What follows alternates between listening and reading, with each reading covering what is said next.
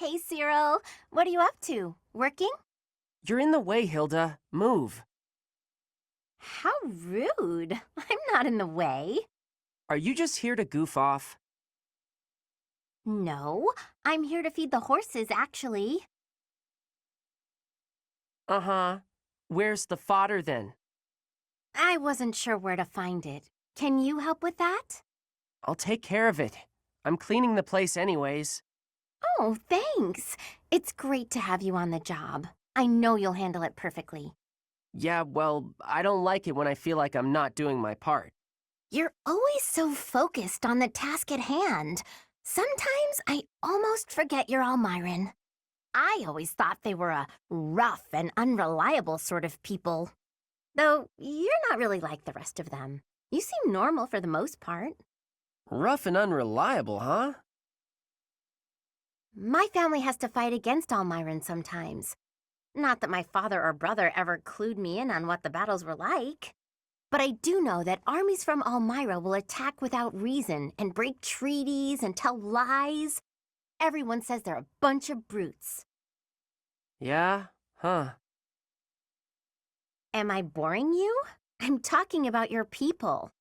Those aren't my people. I was just born there. Okay, let's turn the tables. How do the people of Fodlan seem to you, from an Almiran perspective? Huh.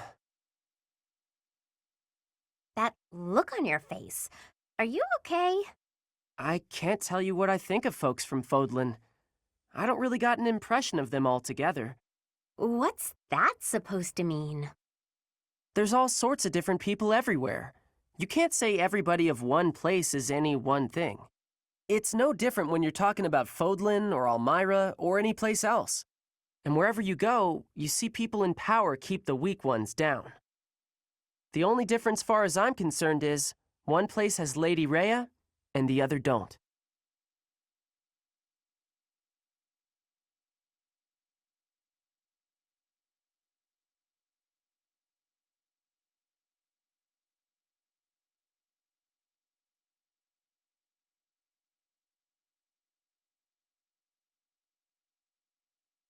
Ah, Cyril. Cleaning again, I see.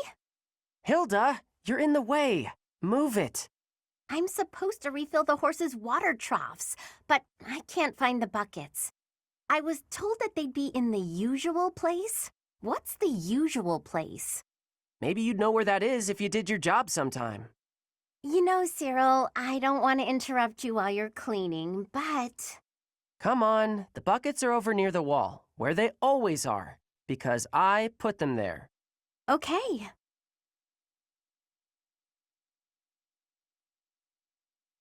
Thanks for your help.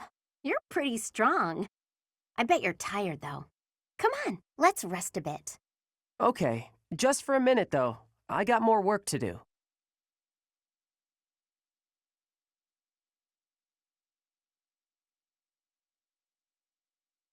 I'm not a fan of awkward silences. Anything interesting happen lately? Figured you were the one with something to say. Quiet don't bother me. I need an interesting topic for this letter I'm writing to my brother. I'm stumped. Your brother write to you a lot? Constantly. Yeah, he must be bored. He's always going on about how worried he is for me. What's worse, if I take too long to reply, he gets more worried and writes more about it. Write about your life, maybe. You know, stuff like, I got real lazy again today.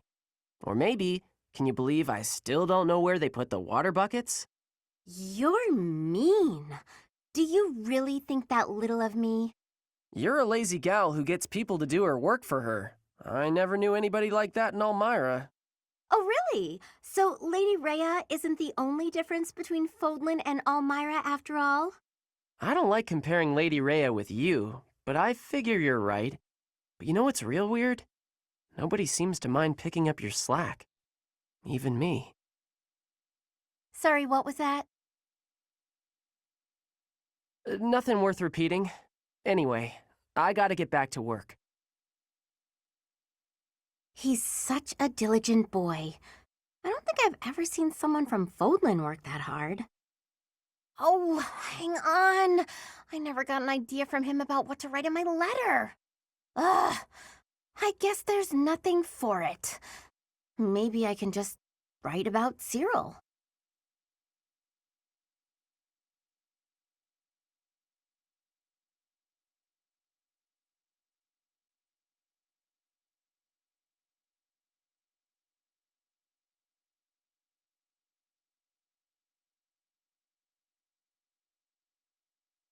Hi, Cyril. Starting to clean, huh? Hilda? Personally, I'm all worn out from carrying water and fodder for the horses. I'm going to rest here a sec. Whoa, tired? Water? Horses? Are you saying you did work all by yourself? What else was I supposed to do? You weren't here to help. Okay, I get it. You did the work because you couldn't find nobody else to do it for you. I was waiting for you. Because look. A letter? I told you I'm always getting letters from my brother. I wrote about you in a couple of mine. You're talking about me behind my back? Honestly, you're so... We didn't say anything bad. In fact, Well, listen up. Here's what my brother wrote. Be he Almiran or no, any young man with compassion and good conduct is worthy of respect. Character is what really matters, not the place of one's birth. Huh, that's pretty nice. Especially since it was from a noble who battles Almirans. Right? He's a funny one, but for the first time, I really respect him. So thoughtful and tolerant. That letter makes me happy. A lot of people look down on me just 'cause I'm Almiran. So, you know, it's nice to hear somebody accept me as just another person. Hey, what's that supposed to mean? I've accepted you from the start. I mean, you're so helpful. You do everything I ask. That's not acceptance. That's relying on somebody else to do your work. What you ought to do is be a grown-up who your brother doesn't need to worry about so much. I'm plenty grown up. I just brought food and water for the horses, all on my own. Being proud of doing what you're supposed to be doing just means you're lazy the rest of the time. Though, I gotta admit, being relied on is kinda nice. In that case, from now on, I'll rely on you even more. Let's see. First, I need you to... Well, time to get back to work. Hey, hold up!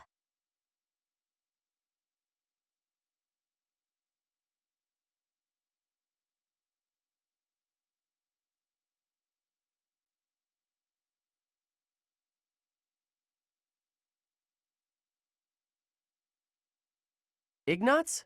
Why are you following me? Oh, Can I help you with something? You must be struggling by yourself, Cyril. This is my job. I do it myself. But we could do it so much faster working together. You don't have to. I don't mind. Plus, if we finish early, you can go and do whatever you like. You want to know what I want to do? Sure, tell me. I'd like to do my assigned work without you pestering me. Oh, okay. Why are you always so concerned about what I'm doing anyway, Ignatz? It's kinda weird, you know? Wow. It hurts when you put it like that. I've been meaning to ask you about Elmira. You always look so busy, but I thought you might talk to me if I helped with your work. There's nothing about Elmira worth talking about. But I find it all so fascinating. Please, tell me about the people, the buildings, the flowers. Ooh, any scenery you liked looking at. Nope, never took much time to look at anything. Why do I gotta talk about stuff I don't want to talk about just because you're bored, Ignatz? Even though you endured hardships, there must have been some things you enjoyed. You don't get it. Look, I'm gonna go. Should have done it already. Okay, sorry to bother you. Let me know if I can help. Oh, and I hope we can talk some other time. But there's nothing to talk about. Jeez, what a weirdo.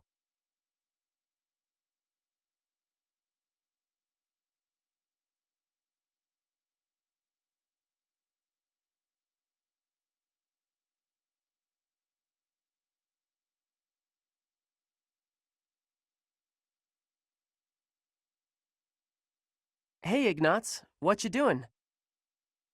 Cyril, hello. I was just looking outside. Are you off to work right now? I'm gonna get a bucket and get rid of that big puddle everybody keeps walking around. Oh, you're getting rid of the puddle over there? That's a shame. Huh? I've quite enjoyed looking at the puddle. But pay me no mind. The work needs doing. I know. Huh? What's so nice about it? Well, look at it. With the addition of the puddle, the whole landscape has changed dramatically. Plus, it's perfectly unique. No two puddles are alike. Light will never again hit the water in quite that way. This whole landscape is unique, in fact. Here, now, for us to enjoy. It didn't exist a moment ago, and it won't exist in a moment. I guess you're right, huh? Weird. I never thought about the rain that way. How it makes the world look different, and how that's kinda special, I mean. Your mood just brightened, Cyril. And that made the world a little brighter, didn't it? That's the other thing about looking at a landscape. The view is affected by the viewer's feelings. Huh. Maybe you're right. When I remember it, I think Elmira was a real dull and lonely place. Once you're out of the city, there's nothing but the plains and sky, and they stretch on forever. You can lose yourself out there. That's the kind of place it is. It's strange. When I remember it now, even though it's lonely, it also seems real pretty, too. Maybe the image in your memories is affected by your emotional state. Anyway, it sounds fascinating. Endless plains, boundless sky. That's Elmira, huh? The thought of it makes my pulse quicken. You're a big weirdo, Ignatz. Am I? I suppose I am.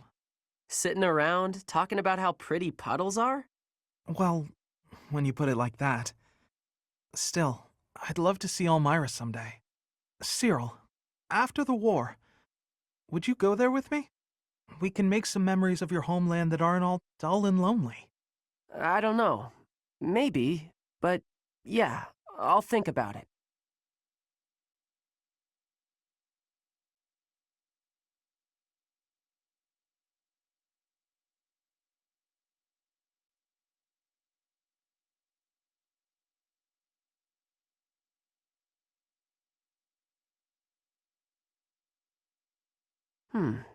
This one ought to do.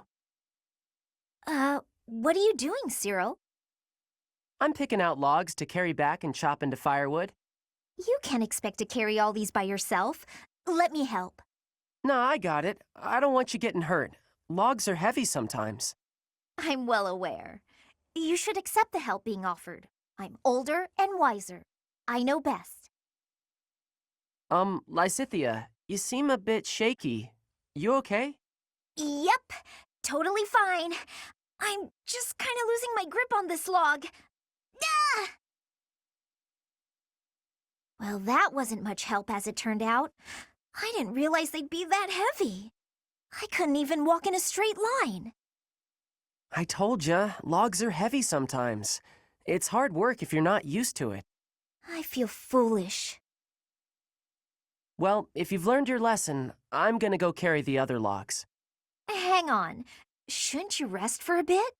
Wood still needs chopping. I got a bunch of other stuff needs doing before sundown, too. In that case, let me help you carry the chopped wood. You know how rough firewood is? You'll get splinters if you carry it with your soft hands. You can't be serious. You're just not cut out for this kind of work. Look at your hands. They're like a princess's. No point in you learning to chop wood, is there? You don't need to know how to do that stuff. You and me live in different worlds. There's no point lowering yourself down into mine. Our worlds aren't so different. We're together right now, aren't we? Sure, we live in the same places now, but that's not gonna last forever. Don't see how it could. Unless I actually turned into your little brother or something.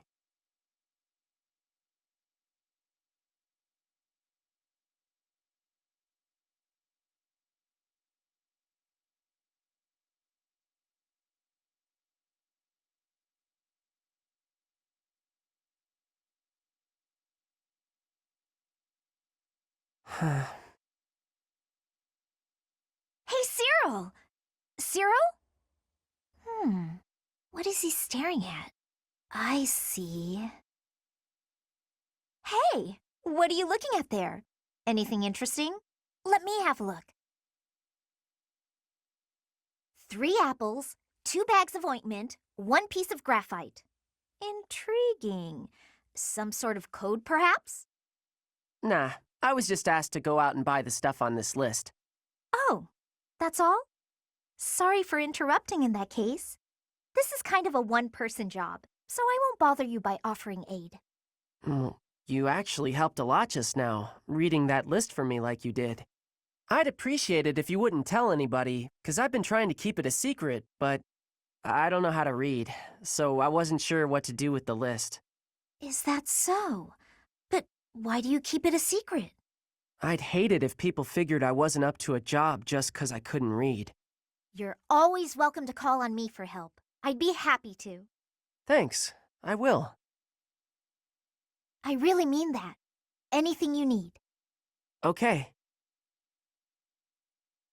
Good. Now, you'd better go get those supplies before it gets dark. Do you remember everything on the list? Need me to read it one more time for you? That would be pretty helpful, actually. All right, listen up. I'm not going to do this a 3rd time.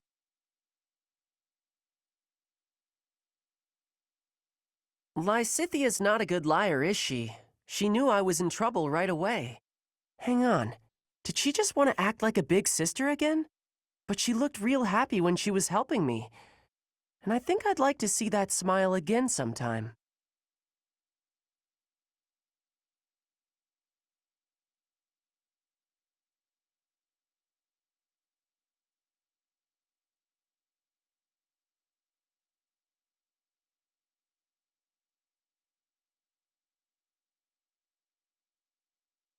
Hey, Lysithea. I'm glad I found you. What's up, Cyril? Could you read something for me again? Looks like it's another shopping list. I'm happy to help you out.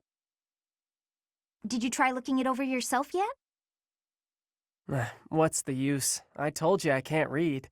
Have a look here. Any of these letters look familiar? Huh? This one? Was that apples? So it says 3 apples? Yes, you got it! See? You can do it! I wonder if there's anything else I can recognize. Let's see. It's clear you've got a sharp memory. If you apply yourself, you'll be reading in no time. Reading is such an important skill. Once you learn, you won't forget. And I won't be around to read things for you forever. Lysithea? Anyway, don't you enjoy learning? It seems like you haven't even thought of trying prior to this. Do you simply not have time for it? Until now, I never thought about how to learn. And since I was hiding it, I never asked anybody. But right now, I feel like I'd be happy to live like this for a little bit longer. It seems like a hassle at this point not to learn, so you may as well start putting in the work. Well, I like having you read things to me. You do? Yeah, you always seem happy when I ask you to read things. And when you're happy, you smile. I think you're pretty when you smile. I bet you everyone tells you that though, huh? As a matter of fact, they haven't. Stop messing with me. Hang on a second. Am I the only one who's seen you make that face? Is that why nobody's told you? Excuse you? I mean, honestly. Okay, well, I'm gonna go take care of this errand for the professor. I'll see you later, Lysithea. Don't expect me to read for you again. And, just take care of yourself, will you?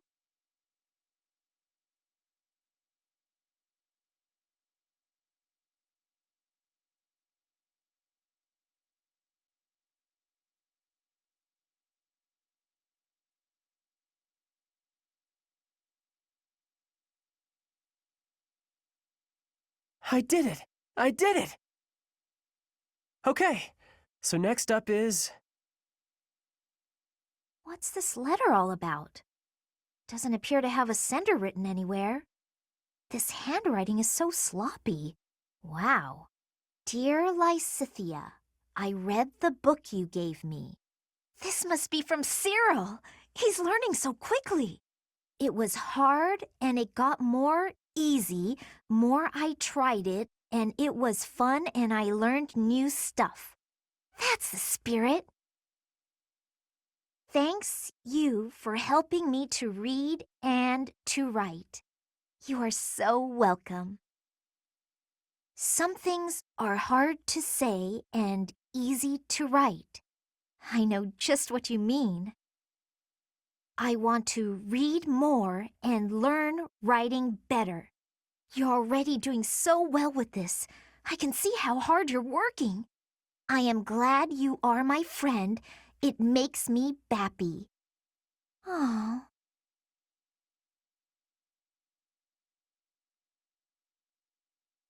Hey, Lysithea! Last night I finished reading the book you lent me. I wanted to tell you right away, but it was late, so I tried to write a letter. Lysithea? Cyril, you sweet little... Did I do something wrong? I don't know what you're trying to say. Some feelings can't be verbalized or put into writing. Look, it's just that I'm sorry. I really don't know what you're trying to say. What I'm trying to say is, I'm happy too. Bappy? Let's keep studying and spending time together, okay? Oh, I get you now. That sounds great, Lysithea.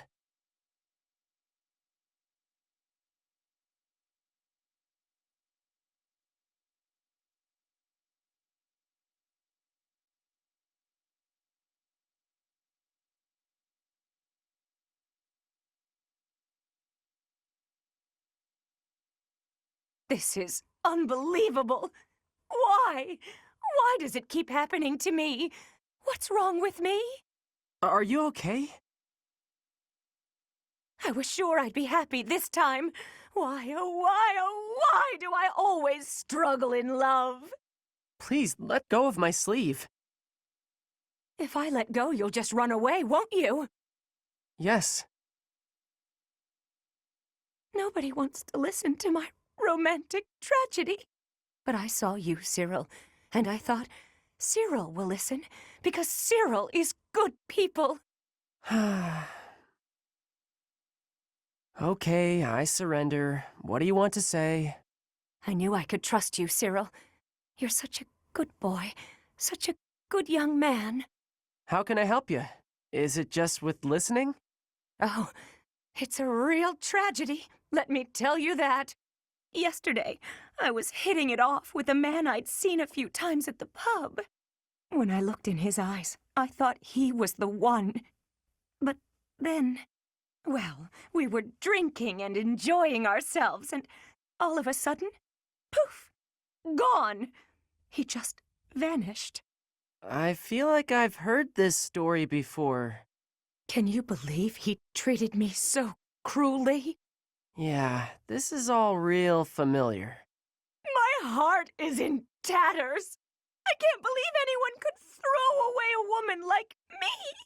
Cyril, be honest. What's wrong with me? You drink too much, blame others for your behavior, and you don't understand you gotta love yourself before someone else can love you back. Maybe he wasn't for me anyway. If you're gonna take off after a few drinks, who needs you, right? I think you're too young to understand, but I also think talking to you made me feel better. Yeah. You know what, Cyril? I'm gonna come talk to you more often.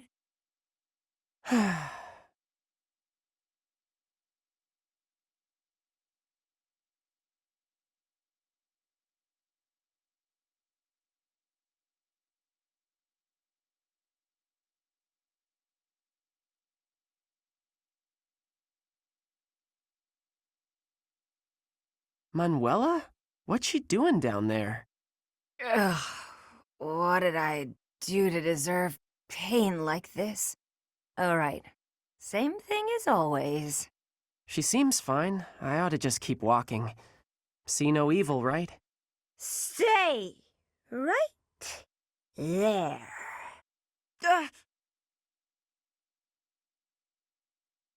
Cyril! It must be a little dollop of destiny meeting you here. Listen, you wouldn't leave me when I needed a little help, would ya? Okay, what do you need? That's my boy, Cyril. You're a saint. I don't want to be trouble, but get me water and medicine. Now, please? Whew, I feel a bit better now. Thank you so much, Cyril. My sweet, dear little Cyril. Professor Manuela, why do you do this to yourself? It makes you feel so bad the next day, I don't see the point. Oh, you know, sometimes I'm upset and... well, that's it, really. It's not something a kid like you could understand. Maybe one day. Or not. Who knows? All I know is that my head aches. Professor, isn't this stuff why you keep running men off? And them running is what upsets you. Then you do this all over again. You can't understand heartbreak until you've felt it for yourself. But when you're older, your heart will break. And I'll make sure to be there. To get you water and all that. That's okay. You're always so nice and sweet, Cyril. I'll pay you back. Promise. Nope, no thanks. No reason to. You don't have to do anything. Oh, don't be shy. I'll be waiting in the wings for that little heart of yours to shatter. Oh, Cyril. What were you saying? I interrupted, I think. I was just saying I need to get going. A lot of work to do. Lots. Okay, bye.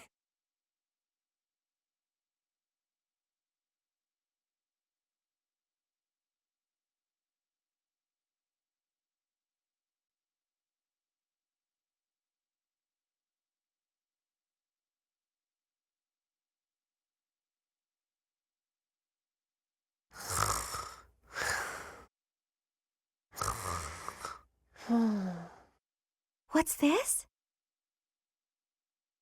Well, if it isn't Cyril. How did he manage to fall asleep here? The warmth must have put him right down. He looks so cute when he's napping. I'll just keep reading. No need to disturb him. Good morning, Cyril. Did you sleep well? What? Where? It's Mercedes. I hope you'll commit my name to memory. Oh, sorry. I know it, but it's hard to say. You're from Elmira, aren't you? I hope you haven't been uncomfortable here at the academy. Nah, it's great. I eat every day. Were you not eating before you came here? Every couple days, maybe. It was rough. Oh, I'm so sorry to hear that. Are you hungry? You should eat up, to make up for all the meals you missed in the past. Okay. Thank you, Just call me Mercy. That's what my friends call me. Mercy. Mercy. Hey! Thanks, Mercy. Well, I had a good sleep, but there's work to do now. See ya. It doesn't seem like he has very many friends here. It's troubling, but I probably shouldn't pry.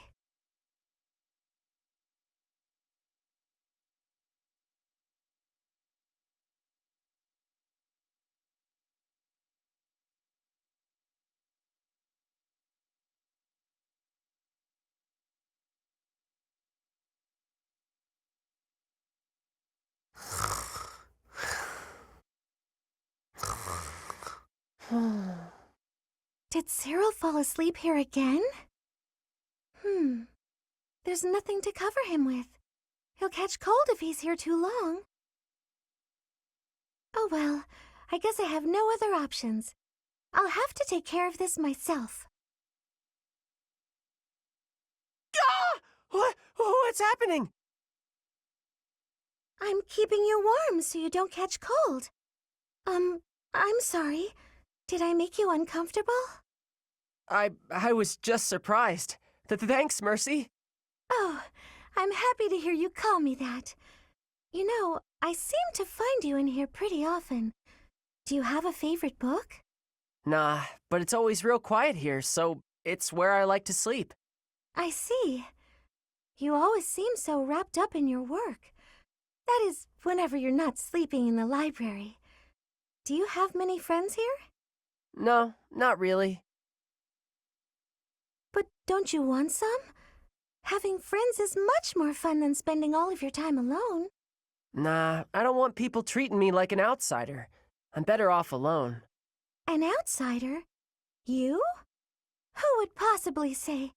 Oh, so you don't think anyone thinks that? Should I tell you what happened to me before I came here? Oh no, you really don't have to. I didn't mean to bring up such difficult memories. But you know, everyone here sees you as a friend. Even me. I see you as a good friend. Mercy. I'm sorry. I sure like everyone here too, but it feels like I don't know. It sounds weird maybe, but I think you're something different than a friend. Different? In what way? Do you not like me? No, it's not that. I can't... You know how sometimes you can't explain things? This is that. If I had a sister, I think that might be how it feels being around you. Really? That's just as well. You remind me of my little brother. Oh, you got a brother?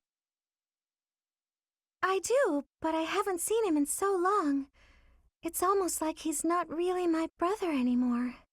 But you can count on me if you need anything at all. I'll do my best to help you out. I can count on you for anything? Wow.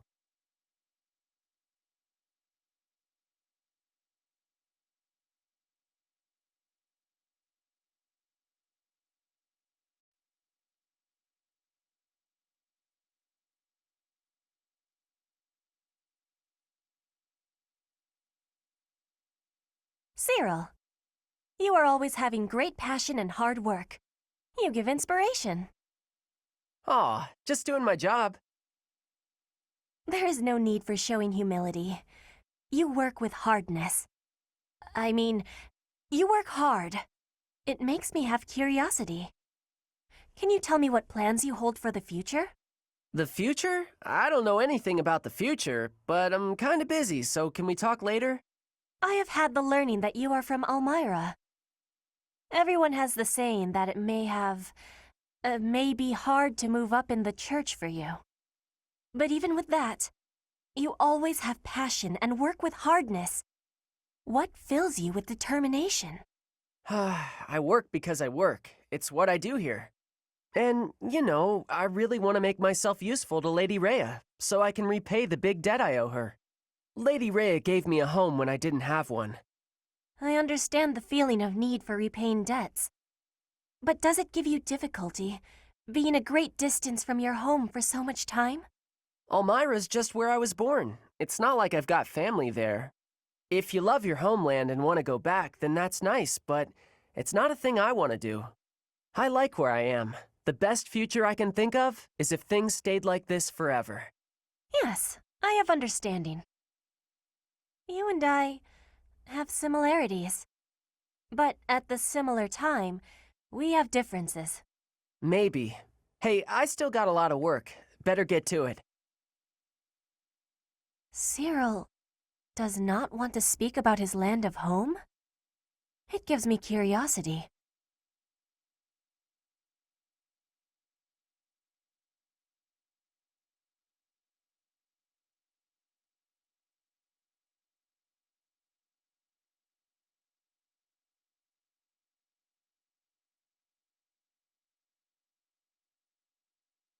Petra, what are you doing? Hello, Cyril. I was doing training for hunting. I thought you were already a good hunter. I am good, but to keep good, I must keep practicing. Oh, I get it. Huh. Hey, can I ask you a question? I mean, I figure you asked me a personal question before, so now it's my turn. That is, if you don't mind. Tell me why it is you do all this training, and if it's got something to do with where you're from. My training and my land of home. Before I can give answers, I must give you my history. I was a child in Brigid. But then there happened the war with the Empire. My parents they died. Brigid lost in the war. After it, a decision was had that I must go to the Empire. War, huh? That's the same as me. Yes. But our difference is that I still have a strong devotion to my land of home. I want to grow my skills and train with hardness for the goodness of my land of home. I will one day be leading Brigid. I want to have better relations with Fodlan. So that is why I am here, when I wish I could be there. Oh, wow. You do all this so maybe you can be a leader for your people? I guess I was right. You're real different than me. We have differences, but we do not have so many differences. You and I are the same, I believe. The same? You work with great passion, all for the future and to keep protected what is here today. I work for the future of my land of home. You are the same, but here is your home. I don't know. Maybe, but I guess that does mean I'm putting in a lot of effort every day, just like you. That is what I have said. You and I are the same, even with the differences we have.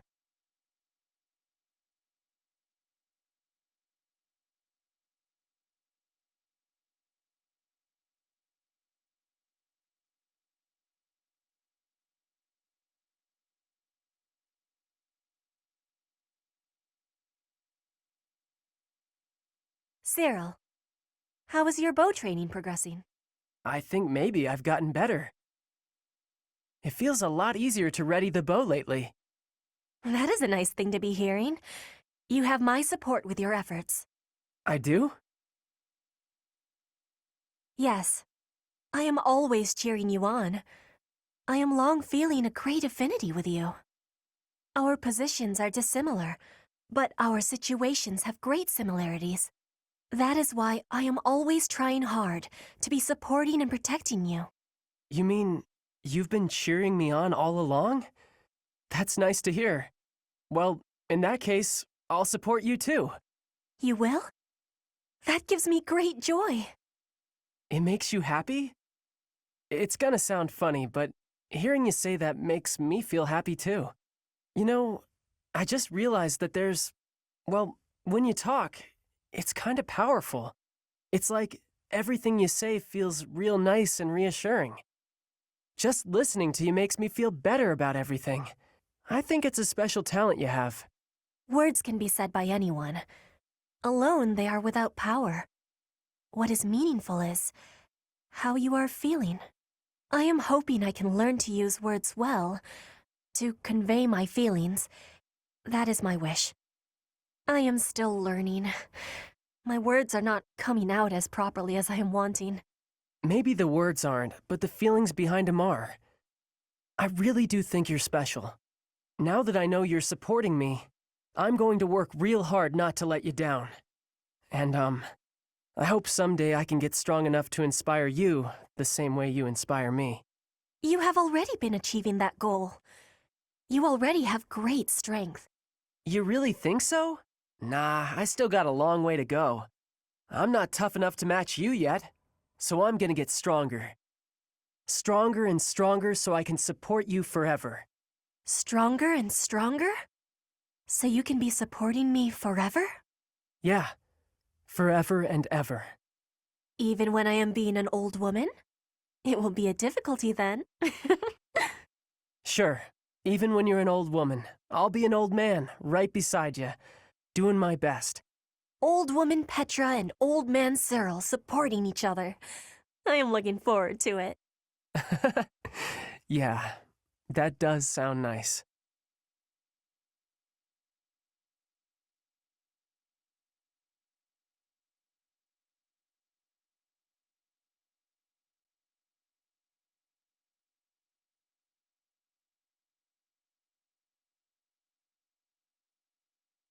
Hey, Seteth. I got a delivery for you.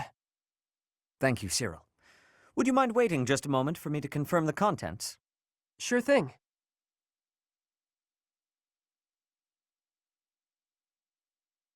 All seems to be accounted for. I lack the time to handle tasks of this kind myself. I appreciate you making the effort. Is there anything I can assist you with? Do you have any concerns? Concerns? Nah, I'm happy just working for Lady Rhea. I got a way better life now than I ever did before. If your better life is this frugal, I have to wonder what your previous experience was like. It must not have been easy before you came to us. But you should know that is in the past now. You are young, you should be enjoying life. Do not allow your past to overshadow that. Is there nothing you desire? We will support you in any way we can. Really, there's nothing. Except... Nah, it's okay. Except? I don't got anywhere else to go, and I just want to be able to stay here forever. This place Lady Rhea gave me, it's the only place I know to call home. I will keep that in mind. Well, I got work to do. Excuse me. Of course. I apologize for delaying you.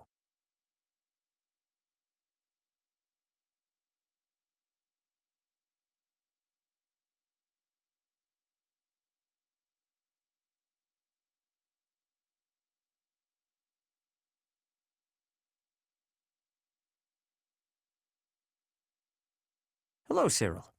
On a break? Just figuring out what needs doing next. Why? You need something done? Nothing like that.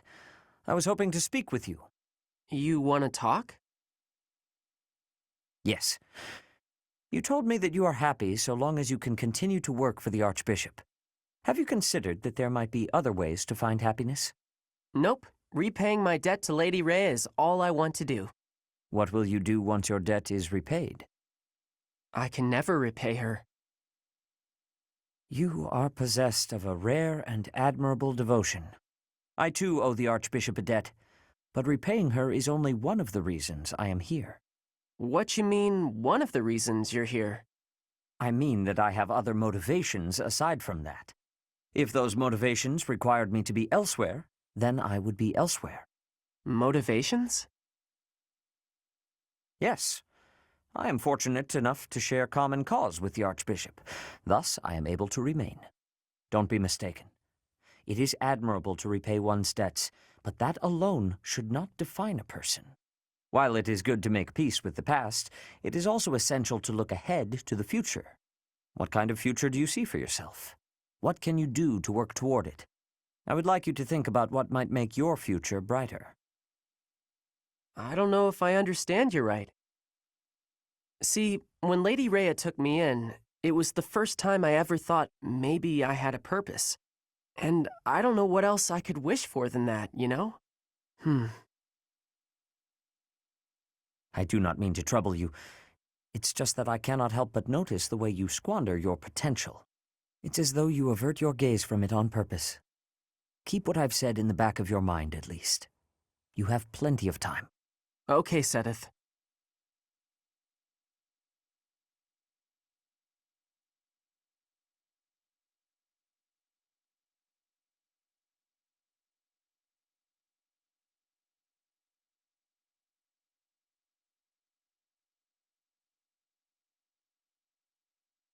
Cyril?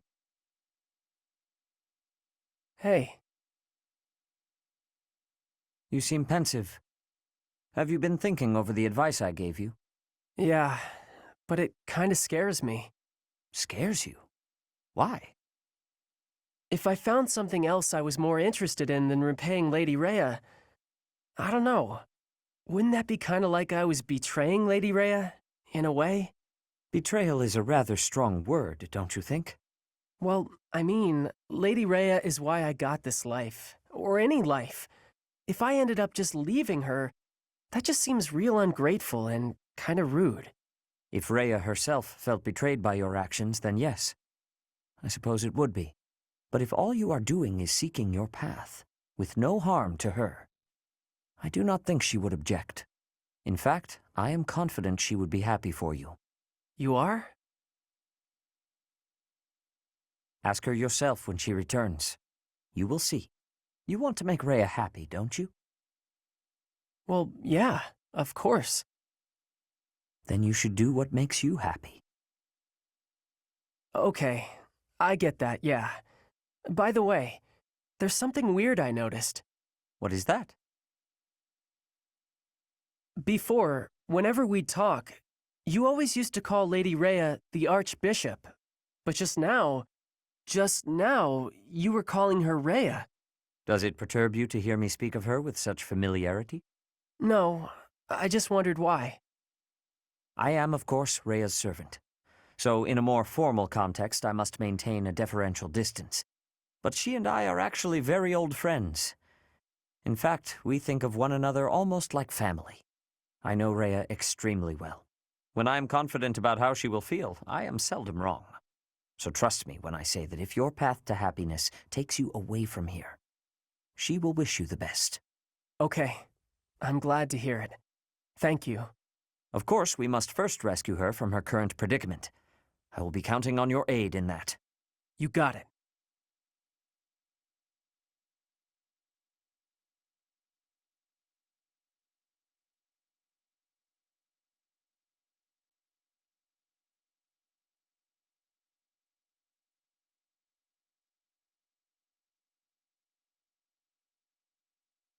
Hey Shamir, how do you think I'm doing with my bow lately? Think I'm getting pretty good? I hit closer to the bullseye today, and that felt real good. You were fine. Fine? That might be the nicest thing you've ever said to me, Shamir. You take too many direct shots, though. But it's easier if you shoot straight. Of course it is. But if you can hit your enemy with a straight shot, you're too close. Tell me, Cyril, what's an archer's greatest weakness? When we get too close to the enemy and we can't shoot the way we're supposed to? Exactly. As an archer, your position is critical. Know exactly how far the enemy is and keep a minimum safe distance. Understood? You mean to stay away from the enemies, but not too far away or my arrows can't hit them. So you understand why you can't rely on straight shots. You have to use curved shots as well. Never run up to your target. Hit them from a safe range. Shoot them from a safe range with curved shots. Archers should always control the battlefield. Okay, yeah, I get that. I'm gonna go practice some of those curved shots right now. You're not a bad student. If nothing else, you have the right attitude. You think so? Keep it up. I will.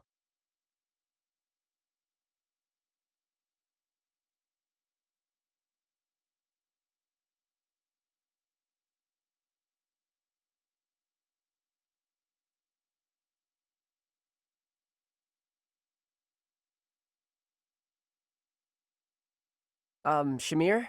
How do you figure I did today? In the battle, I mean. I tried to not get close to the enemy, and I even used some curved shots just like you taught me. And that was pretty good, huh? You did well. You maintained a safe distance. Well, that's even better than fine. Is that worth celebrating? Ha! You said I was fine before, now you're saying I did well, and that's a big improvement. Especially since everyone knows you're always so strict. I give praise where it's due. To that point, you've made incredible progress. At first, you couldn't even draw a bow. At first, you wouldn't even let me hold a bow. Really? You just gave me a stick with a piece of string tied on it, and you made me practice with that. Honest, I figured you were bullying me. I was really close to giving up. But then you finally gave me the bow. I mean it, I was mad. I'd done all the stuff you told me to, and I knew the way I was supposed to stand, and I could pull the string just so, but... Maybe I was testing you. Seeing if you'd give up. You're the one who insisted that I teach you archery. I never intended to take you on as my student. I just wanted to do whatever I could for Lady Rhea. More than just cleaning and chopping wood and such.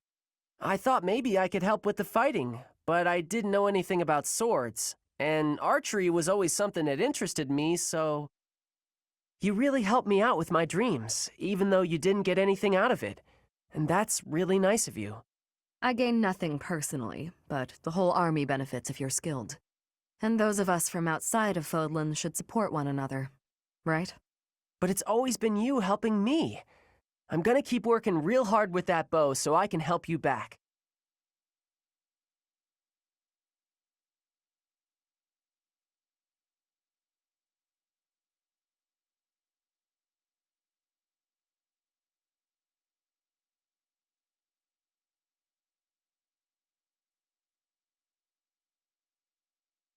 Listen carefully, Cyril. This is important.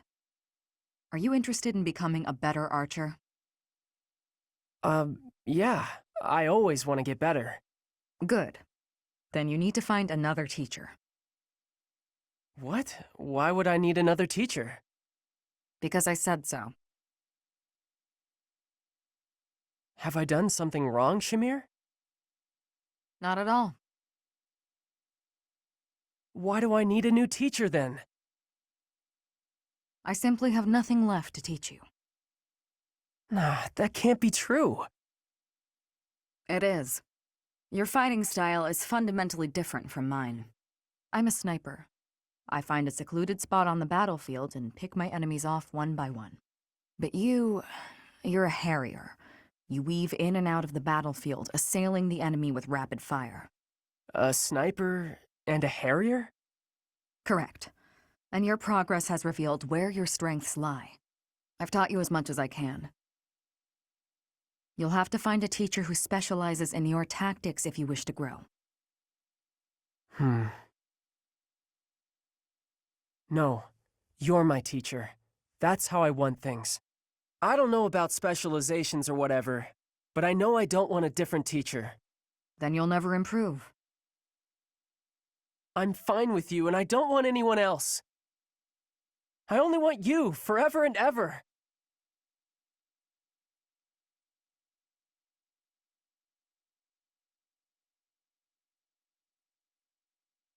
Okay, Cyril, let's forget this conversation ever happened. And thank you.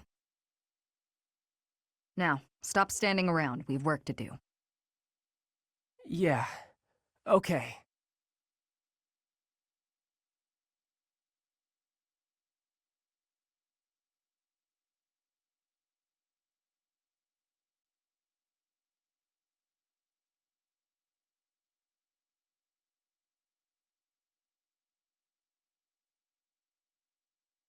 Your Highness, the hour is late. May I ask where it is you're going? I'm off to the library for a bit of research before I train. After that, a bath and bed. Very well. I shall accompany you. No. There's no need for that. I am a grown man, after all. You sustained an injury during yesterday's training. My presence may be of use to you. It was a mere bruise that will heal in no time. No need to fret over me, Dedue. Are you dissatisfied with me, Your Highness? Please do not hesitate to correct me.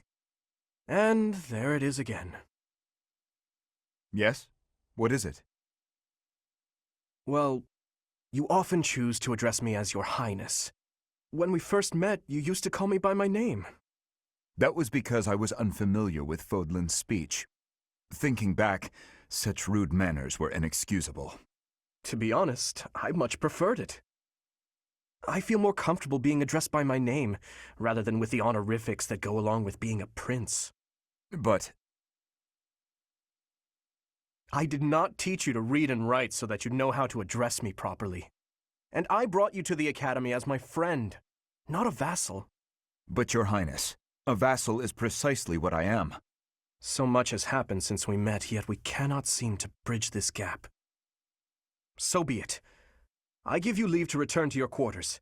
Take an early night and reflect on what I've said. Please. I couldn't possibly. I said I would accompany you, did I not? True, but I would much prefer that we take steps to ease this mindset of yours.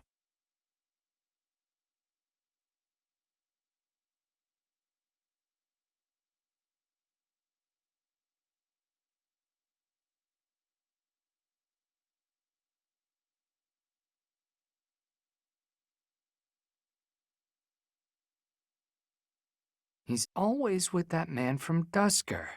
How strange. I'll bet he used some dirty tricks to gain his favor. That's how those scoundrels from Dusker operate. What a pleasant conversation you seem to be having. May I join? Please, continue. Oh, Your Highness, I was just...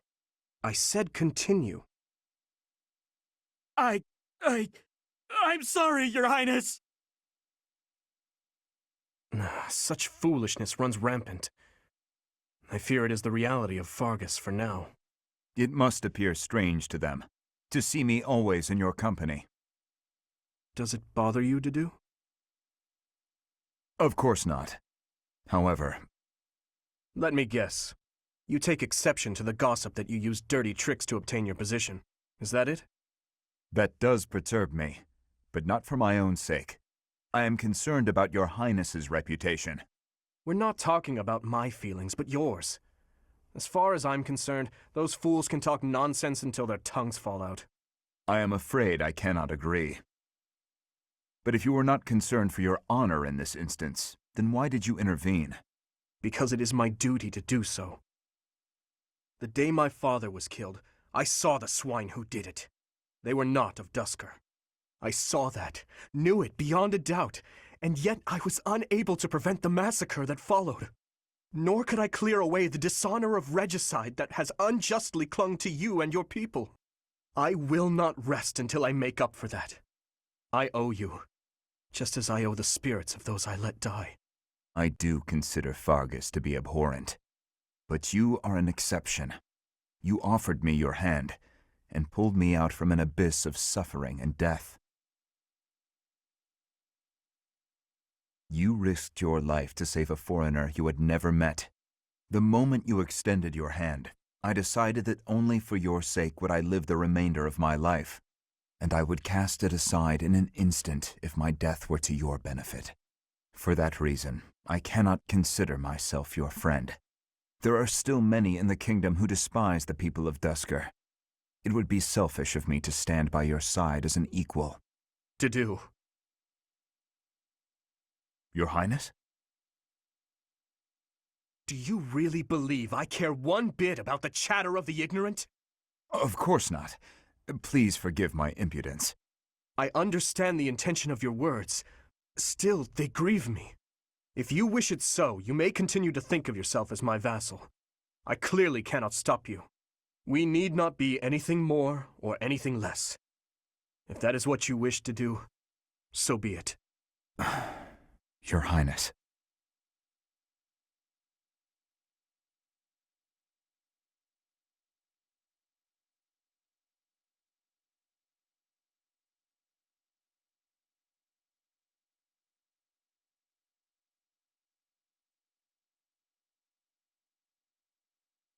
Your Highness, you still have scars on your back. It does you no good to languish in pain. I will procure some medicine. No, it is fine. Though they are still deep, these are from 9 years ago. They do not hurt any longer. Besides, it would be a shame if the scars I got from protecting you were to fade. I bear these scars proudly.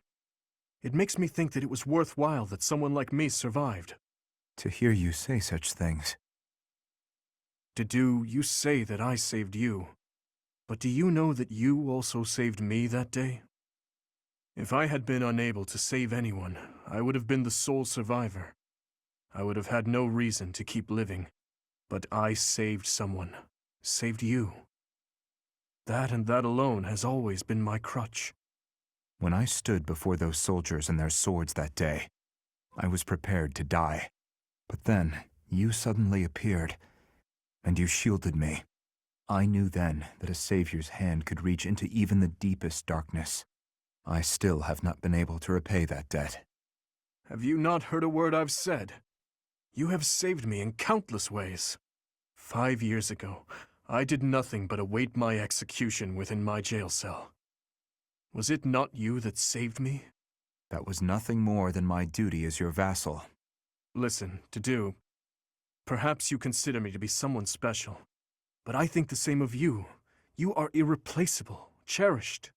So stop saying that we cannot be friends. Stop saying such awful things. Please, do not look at me that way. You promised me you would build a kingdom that is proud to boast of Duscar blood. In this kingdom, where there is no distinction between the people of Duscar and the people of Fodlan, will I finally, without reservation, be able to call you my friend? Will I, Dimitri? Dedue.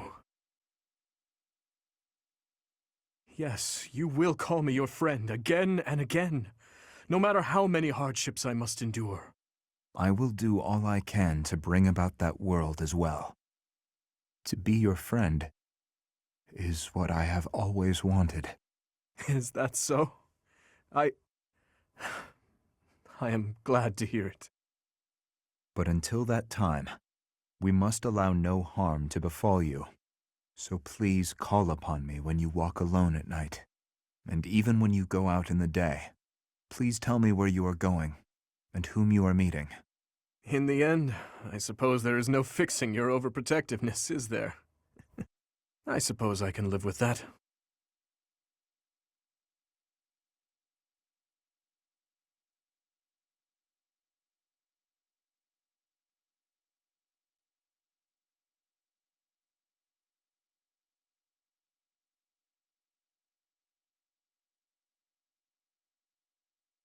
Hold a moment, dog. Are you speaking to me? I don't see anyone else here, do you? You're that boar's lapdog. Do not mock His Highness. Spoken like a good pet. Why do you follow him with such devotion? Do you really think a man like that is worth it? Fargus destroyed my homeland. Burned it all to the ground. Slaughtered my people. The punishment of Duscar. My father, my mother, my sibling, all were killed. We received no aid, no respite. Fargus murdered our dignity and torched our pride. His Highness is different. He is the only one who sees my people as human. He risked his life to save mine, and it is thanks to him that I no longer wish for death. That's what we call blind obedience. Tell me, would you give your life for him? Yes. And what if he commanded you to join him in a senseless massacre? I would do it. Even a massacre of children, or the elderly, or your own comrades? Without hesitation. You have misunderstood me. I am the sword and shield of His Highness. Weapons do not have a will of their own. Blind obedience. You're right, I did misunderstand. I shouldn't have called you a lapdog. You're a rabid cur. You and the Boar Prince make quite a team. Two crazed animals. I warned you not to mock His Highness. I am aware you have a history of friendship with him, but one more word. I've said my piece. Scamper back to your master.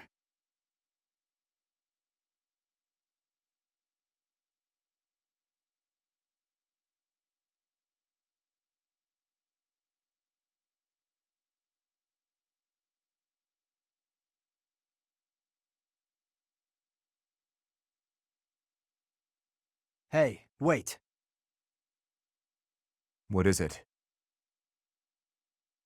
You defended me in battle. Why? His Highness does not wish for our military strength to be depleted. The loss of your strength would be significant. You are a colossal idiot. One slip-up and you would have died. You think you would have been happy about that? No, I do not. Then why protect me? I thought you were his mindless weapon, his sword and shield. I heard about your brother. He was at Duscar. He died to protect His Highness. He did, but I don't see what that has to do with anything. Are you repaying some kind of debt? I hope you're not going to praise his death. I hear enough of that from my old man. I will not praise it then. Instead, I will say I would have done the same in his position. Is it really so unnatural to put one's life on the line to protect a brother in arms? To hear a rabid dog call me a brother in arms. Your insults are merely an attempt to avoid addressing me as what I am. I am a man of Dusker, yet you were concerned for my life. Concerned is a strong word. Your death would have been unpleasant, that's all. Coming from you, that is enough. What's that supposed to mean? I just meant... Never mind. Okay, go ahead, protect me. But if you act like a fool and get yourself killed, I'll kill you. How can you kill me if I am already dead? You know what I meant.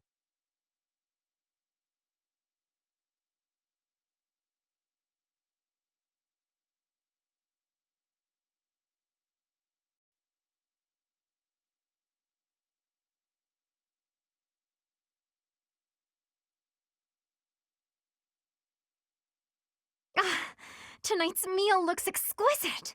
Time for me to make the most of this opportunity.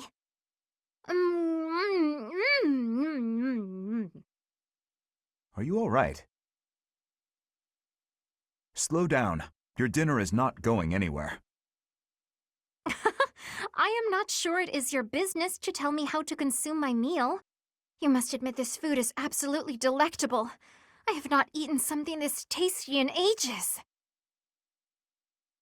Well, good. I suppose my enthusiasm is a tad overwhelming. Do you happen to know who cooked this meal? I did. You are the chef? Today? Yes. I do not think I have ever been brought to tears by a meal.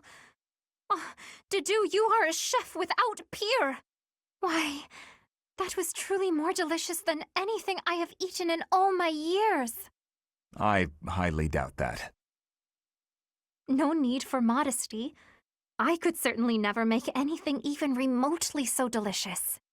That gives me an idea. Will you please teach me how to cook such delicacies as the one I ate just now? You want me to teach you to cook? Indeed. I have never been so emotional over cuisine. You must teach me your ways. Very well, but only if you are serious, and do not quit halfway through. Oh, I would not dream of it. Thank you, Chef Dedue.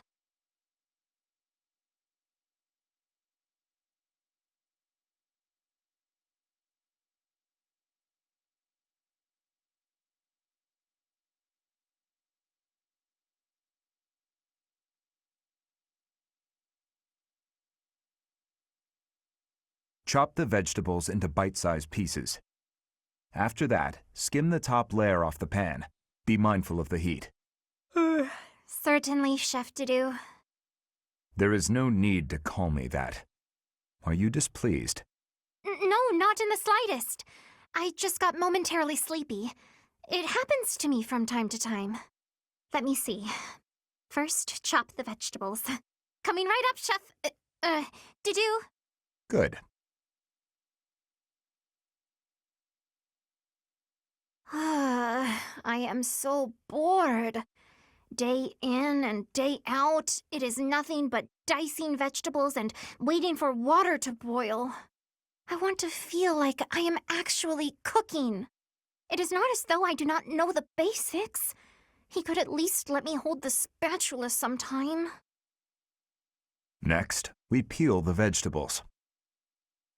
Chef Dedue, I was hoping to speak with you regarding something that has been on my mind. Speak. Surely you have noticed my skill while wielding pans and knives. Therefore, I think it is time you taught me how to cook. Beyond all this water boiling and vegetable chopping business. Impossible. But why? All must be done in the proper sequence. And the first step here, whether you like it or not, is to learn to use the tools perfectly. Come now! You have seen how I use a ladle. You know I'm good for it. He has left me no option but to take matters into my own hands. Stubborn you may be, Chef Dedue, but I will show you the true meaning of delicious.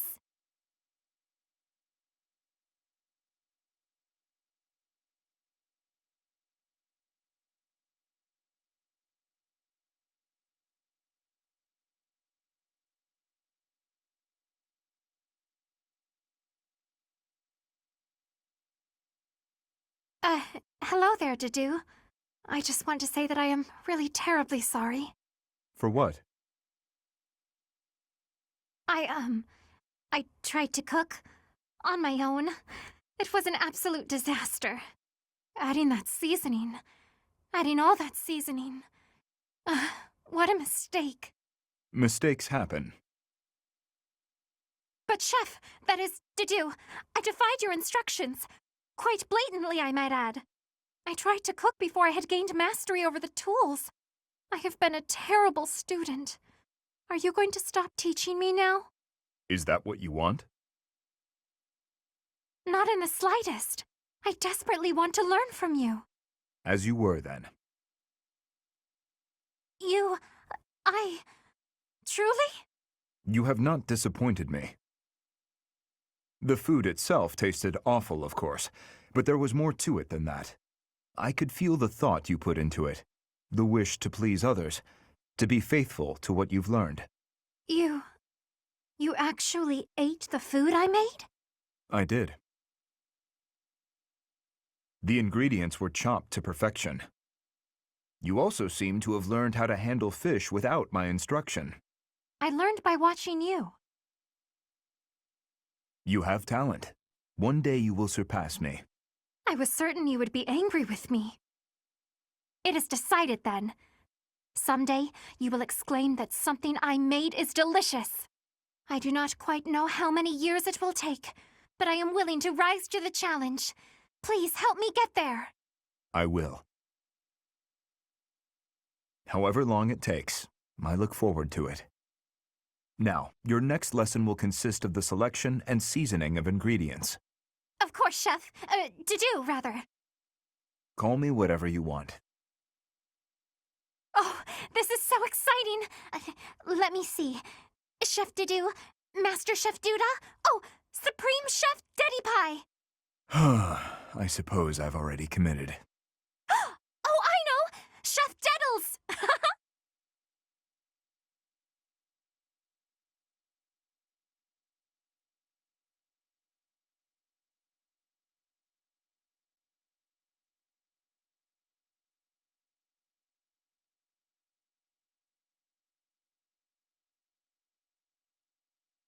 Ah, hello. Dedue, yes? Finished praying? I am, yes.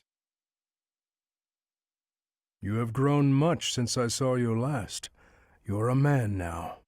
You barely know me. True.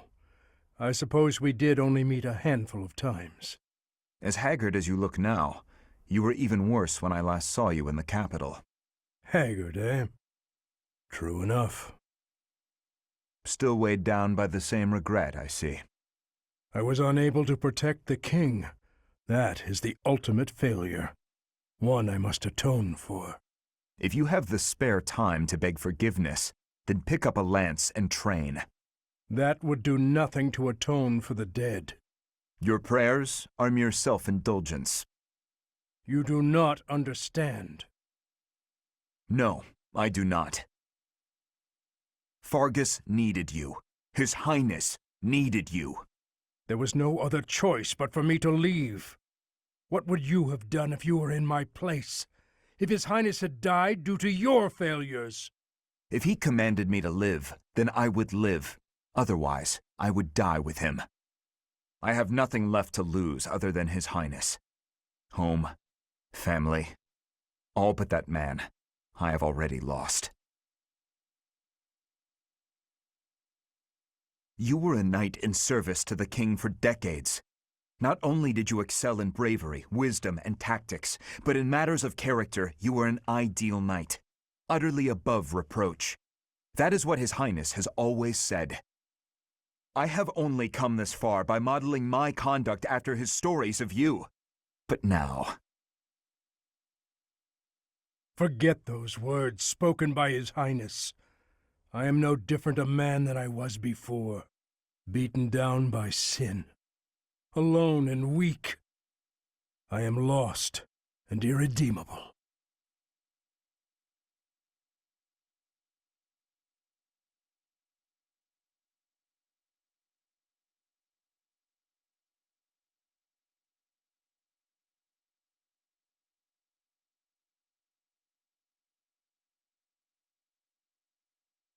Impressive that you made it back, Dedue. It was you who saved His Highness from prison.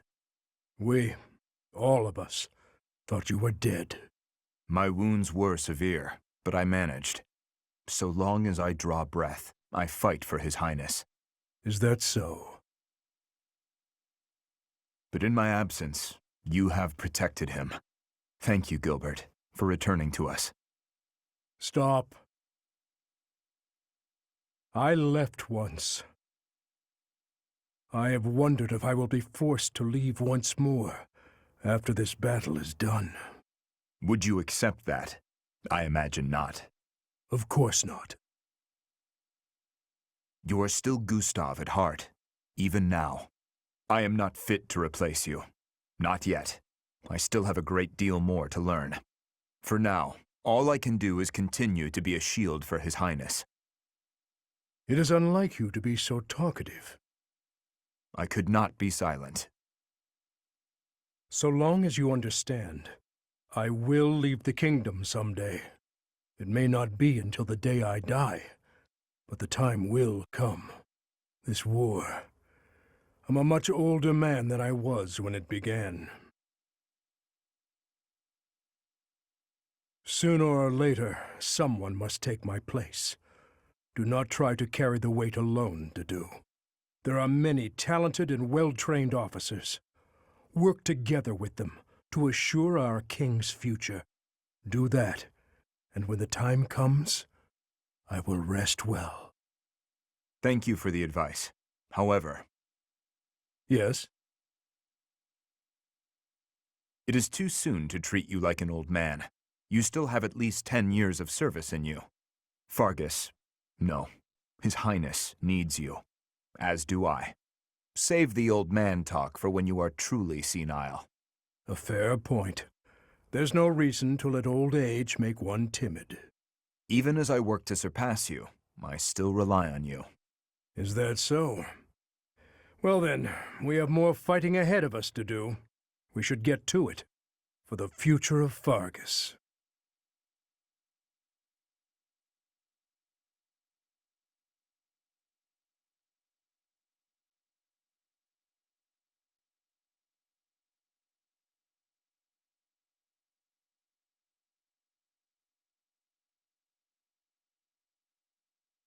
Are you injured?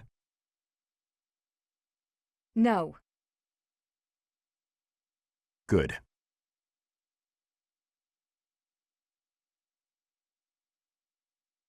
I'd have cut my way through, alone, without your assistance. My apologies. Your apologies are empty.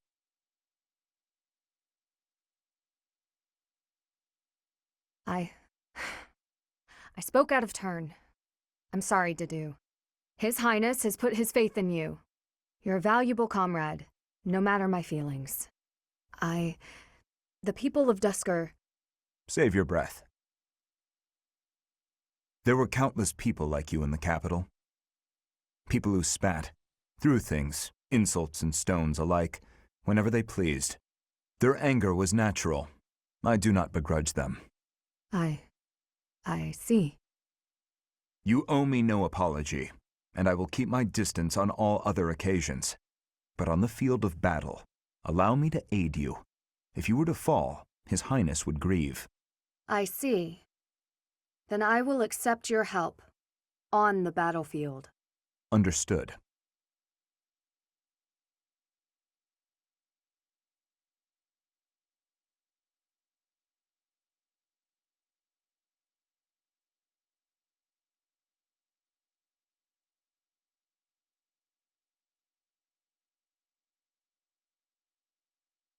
Are you injured? Dedue, saving the day again? Apologies. I'm the one who owes you an apology. You've saved my life how many times now? If I keep being so callous, I'll seem ungrateful. No matter. But I'm accustomed to it. I'm sorry, Dedue. Why? Because the way I speak to you is unnecessarily harsh.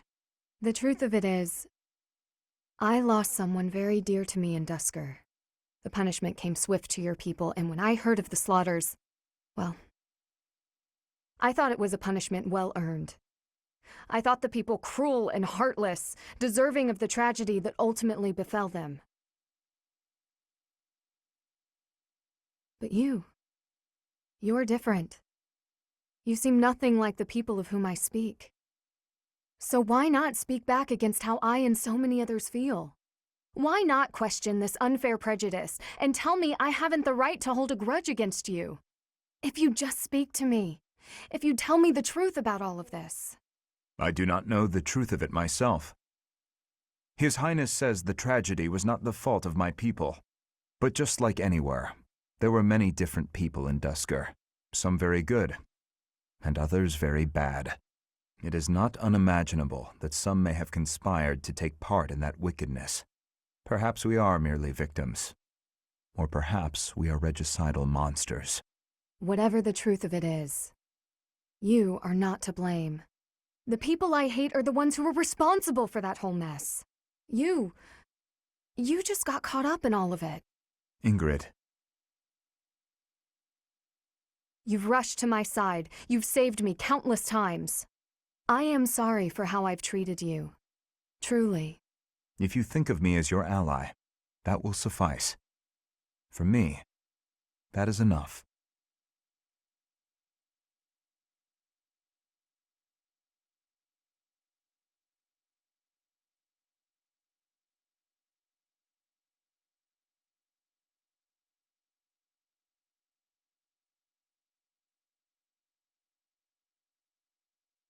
Dedue? Are you okay? You look unwell. Ingrid. Is my face frightening? What? I mean, sort of? Or not exactly. I wouldn't use the word frightening. Aggressive, maybe? But it's really nothing to worry about. Why? Did someone say something cruel? I made a village child cry. Oh, I see. Let me guess. You feel like you look frightening, so you walked around with a smile glued to your face. How did you know? I'm starting to understand how you think. The thing is, forced smiles never work well. They usually just end up making a person look creepy and insincere. I see. Duly noted. To be honest, when we first met, I was pretty intimidated by you. Not because of a smile, but a lack of any emotion whatsoever. And you so rarely spoke. I had no idea what to make of you. But that's only because I wasn't making an effort to get to know you, because you were from Dusker. As I started to get to know you, to understand your personality, I realized what a fool I'd been. Personality? You may come off intimidating, but underneath that cool exterior is a kind, loyal, and noble person. A really wonderful person. In a certain regard, you are one of the knightliest people I know. What is it? Wonderful person. This is the first time anyone has ever said a thing like that to me. It is rather awkward. It's only awkward if you make it awkward. Which it kind of is, now. Ugh. Well, let me know if you need anything. Yes, of course. Same to you, Dedue.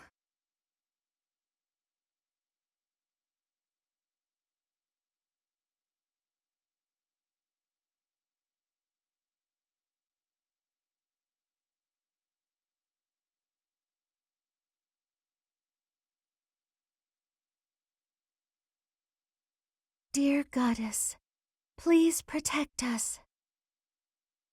Mercedes. Oh, Dedue. Was there something you needed? His Highness sent me to collect you. I see. I'll be with you in just a moment. I'm almost finished here. You were praying. I was. Praying for everyone's safety, and praying for good desserts tonight, and that my next exam goes well. The Fodlan goddess will accept prayers of any sort. It's true. I've thought the same thing myself. That reminds me, Dedue, weren't you born in Dusker? Yes. Do the people of Dusker pray to the goddess too? Dusker had a very different view of religion. Oh? In Dusker there were many gods. The sky had a god. The earth had a god. We made offerings to the war god for victory in battle. Held feasts for the sea god to calm the waves. So your people prayed to different gods depending on what they needed? Correct. Your beliefs sound so different from ours. Tell me more. Why? Dusker is a ruin. Dusker may be gone, but you're still here. Would you tell me more about it the next time we meet? If you insist. Really? That would be great. I'm looking forward to hearing more soon.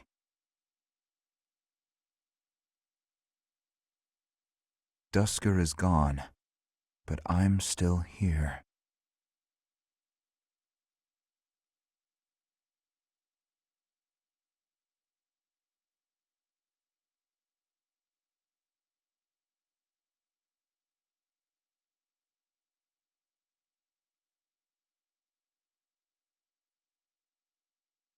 Ah, I think I get it. So the sky god got into an argument with the earth god, then Dusker was created? To oversimplify it somewhat, yes. There's something so mysterious about it. There are only mountains separating us from Dusker, but it's like a completely different world. This has been so interesting. I've never learned so much about it before. There are not many left to pass on the legends of Dusker. Really? That's a shame. It's almost like when someone dies, or a family line ends. I think a place is only truly destroyed when there's no one left to remember it. You should tell more people about Dusker to keep it alive. That is a strange thing to say. Oh? Why do you think that?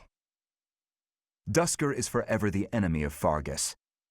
No one cares about our culture or history. I'm different, though. I don't know anyone who was killed by the people of Dusker.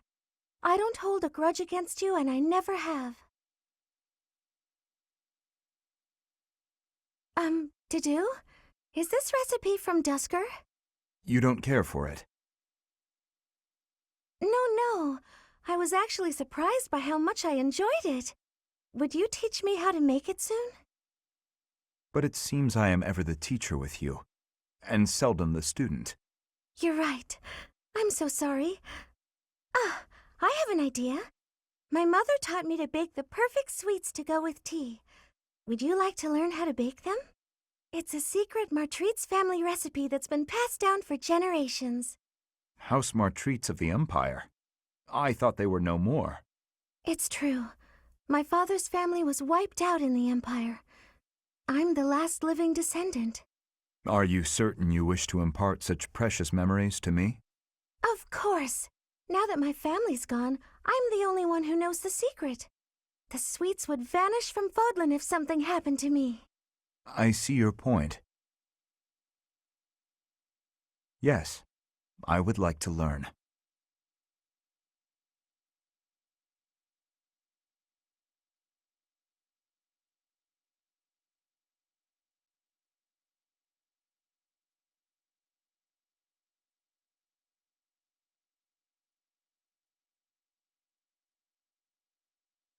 Oh, Dedue! Are you praying to the goddess of Fodlan? That seems odd. Won't the Dusker gods be upset if they hear you praying to another land's deity? The Fodlan goddess was recognized in Dusker, too. The deities of foreigners are seen as the protectors of their respective lands. It has been said that we would offer our prayers to her in times of war. Huh. So the goddess is part of a pantheon. I guess that's one way to interpret it. Anyway, what are you praying for? For peace to come even one day sooner. That's a lovely prayer. I was just thinking about praying for that myself. I see. Hey, Dedue, what are your plans for yourself once this war is finally over? To serve His Highness for the rest of my days. I thought you might say that. And you? That's a good question. I was thinking about traveling to Dusker. To Dusker? There is nothing of interest left there. Isn't it where you were born?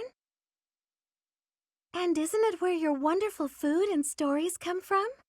I think those are reasons enough to visit at least once. Mercedes. If you will allow it, I would like to accompany you. His Highness would surely grant me leave to go. You really think so? Then I hope the war ends as soon as possible. As do I. We're going to have to shower the goddess with prayers. We'll pray that she watches over and protects us while we work to end this war. Then, when it's finally finished, we can travel. That promises to be interesting. We should pray to the Dusker gods as well. Yes, that's a brilliant idea. Which of the Dusker gods should we pray to? For victory, we pray to the god of war, or just the god of war. Come on, what were you going to say? Oh, I know. It's the god of travel, right? Let us leave it at that. I knew I was right. You taught me so much about your gods. So let's pray. For the end of the war, and for our safe travels to Dusker.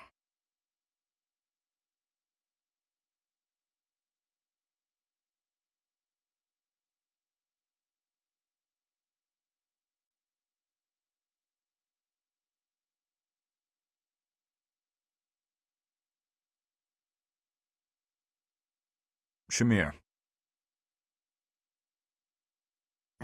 It's you. What is it? I have a message from His Highness. He will meet you in front of the library tomorrow evening. Evening, library, front. Got it. Oh, one more thing.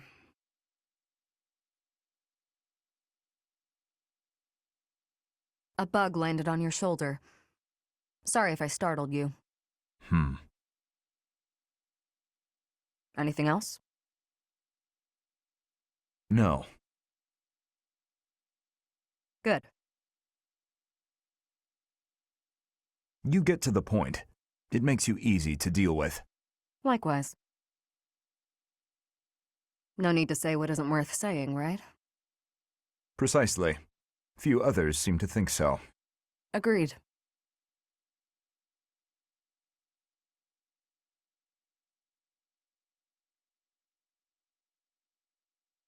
That is all.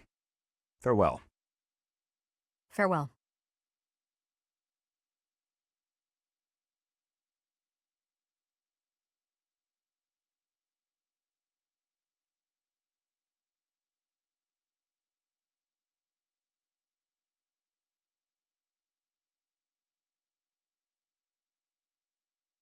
Dutiful as ever, Dedue. What are you suggesting? You're always busy delivering messages. You mean His Highness's orders? Does he need you to run such trivial errands? He should not trouble himself over them. I am honored to attend His Highness, and to represent him in all matters. Ever since he saved my life, serving him has given me reason to live. Reason to live. Huh. Your relationship to the Archbishop seems similar. Not quite. I joined the Knights to repay a debt I owed Rhea. The debt's been repaid, so she's nothing more than a former employer. Then you are not motivated by loyalty. Not especially. I wouldn't call Rhea my reason to live. And if a higher-paying employer comes along? I'd consider it. That's what mercenaries do. Then yes, we are completely different. Everyone's different. I'm not trying to criticize your loyalty. I've seen a lot of people like you all over the world. They don't tend to last very long, though. Try not to end up like them. Thank you for the warning.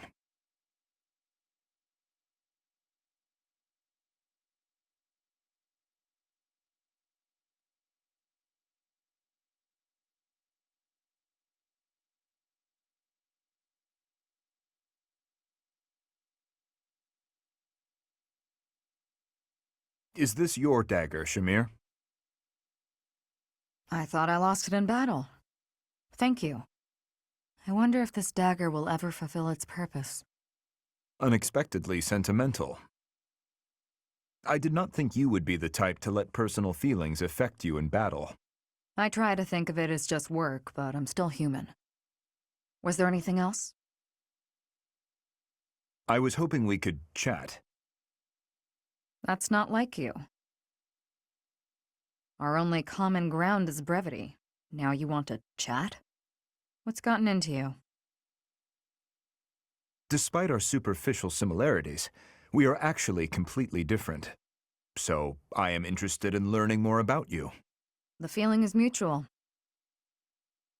Being born in Duscur, you're an outsider here in Fodlan. I've devoted myself to Fodlan, but really, I'm an outsider too. So there are some things that connect us. You are diligent, as am I. Even so, I am not like you and never could be. I could never be like you either. That's just how people are. Even people with deep romantic or familial connections will never be identical. That is why we should try to understand each other. At least you're easy to talk to. You can make a good partner for a mercenary like me. And you could make a good partner for one as devoted to the kingdom as I. That depends on how much your master would pay. I would expect no less. Enough chatting. We should prepare for battle. Yes, we should talk again when we have time. I'm always around.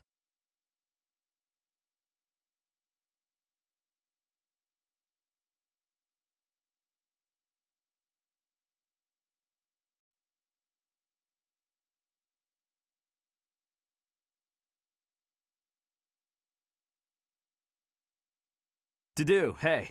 Oh, I'm sorry. I hope I'm not bothering you. Looks like you're pretty deep in thought. Does it?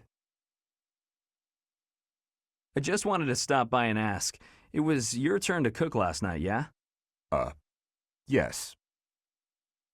Well, it was great. I was wondering if you could give me some tips. You know, teach me how to cook. I hear a girl loves a man who can cook. Sylvain. Yeah? You are from Fargus. You must understand how it appears for you to spend time with one from Duscur. To be near me is to invite tedious misunderstanding. Oh, please. I don't care who misunderstands what about me. I talk to who I want. Besides, I believe the Duscur people are innocent. You do? Fargus and Duscur have been friendly since, heck, forever. So why would our old friends from Duscur just up and assassinate our king? It doesn't make sense.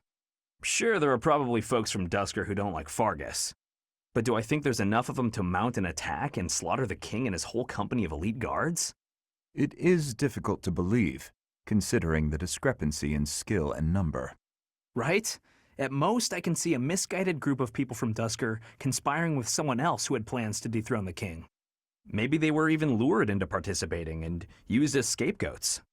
Regardless, it doesn't concern you or the rest of your people. A person can't be judged by the worst of their kind. Or where would any of us be? Besides, people like to talk about me anyway, so let them talk. Okay, you're making a weird face. What did I say? I have misjudged you. I was under the impression you only cared about women. Well, I'm glad I've cleared up that misunderstanding. But really, there's no way I'm the only person who figured all that out. There must be people who think like me and Ferdiad, including His Highness. Agreed. But whatever the truth, we are still perceived as traitorous assassins. Once a misunderstanding takes hold, it isn't easy to clear the air. Not without solid evidence of the truth. But even if we found evidence that your people are innocent, those negative sentiments wouldn't disappear overnight. The only thing that can change that is time and effort. Depressing, isn't it? Time and effort. Yes, I believe you're right. Man, that got serious. Shouldn't we lighten things up with a nice cooking lesson? Very well.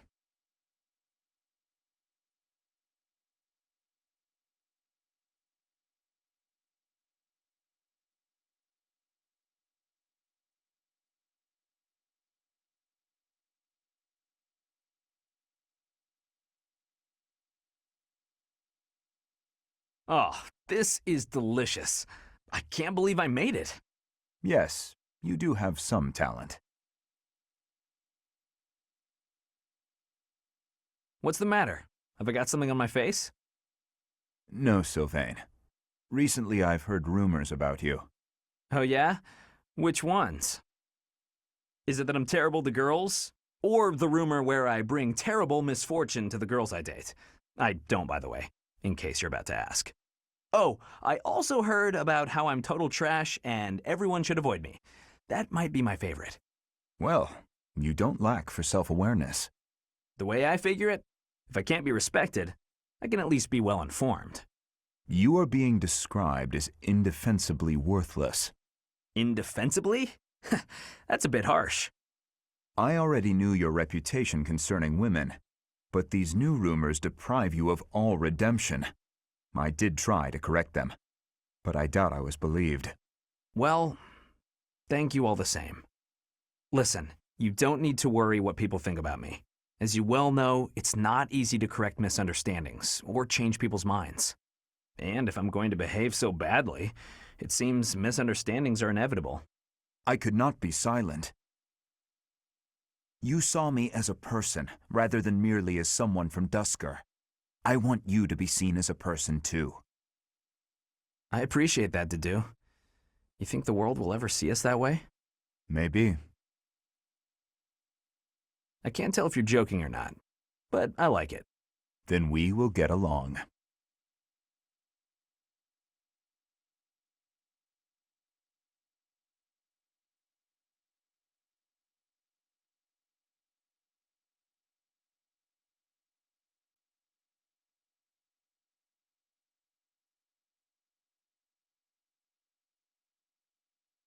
Hello, Felix. I see you're here to train as well. Go away. Just looking at your face makes me want to retch. With that mouth of yours, you grow more like your brother every day. Shut up. And stop walking around on your hind legs. You're not fooling me. I cannot fathom why you seem to hate me so. Because I know what you really are. A beast, craving blood. A beast craving blood, am I? I assume you're speaking of the events 2 years ago, last time we met outside the academy? I am. The way you suppressed that rebellion, it was ruthless slaughter, and you loved every second. I remember the way you killed your victims, how you watched them suffer. And your face, that expression, all the world's evil packed into it. That was our first battle. I remember it vividly. Oh, something wrong? Go ahead and deny it, you wild boar. I deny nothing, Felix. Well then. I suppose the Dimitri I once knew died during that slaughter in Duscur, along with my brother. Perhaps you're right.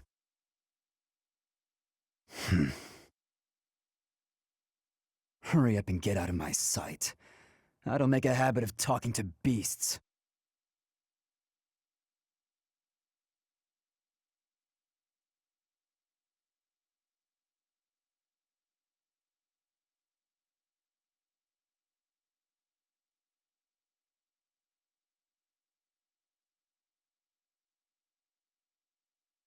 You don't look busy. Join me for some training, boar prince. And here I thought you had no desire to speak with me. We don't need to speak to clash swords, do we?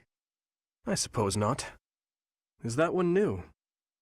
Wait. Where did you get such a blade? I suppose you would recognize its value. I came upon a merchant selling weapons and found this among the rest of the steel. That pattern around the edge. There's no doubt. It was forged by Zoltan, the master swordsmith. I'm not giving it to you. Huh? Oh, I'm just happy to have laid eyes on it. I don't suppose you'd allow me the chance to hold it. Do you take me for a fool? I'm not letting a brute like you swing it around. As though I would be careless with something so valuable. I recall when you were 9 years old, you swung a sword so hard you snapped it clean in two. Come now, that was so long ago. I'm hardly the fool I was then. So you say. Yet House Fraldarius still told that story for years. What's wrong, Felix? How pointless. No use talking about someone who's long dead. Looking at your face is making me angry. I'm going to find a different training partner. Farewell, your beastliness. What is going on with him?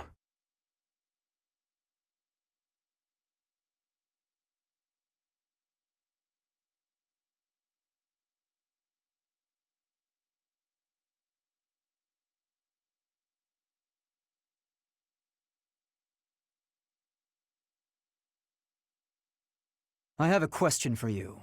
Answer quickly before my hand slips and I cut you in half. Always so ominous. Well, what is it, Felix?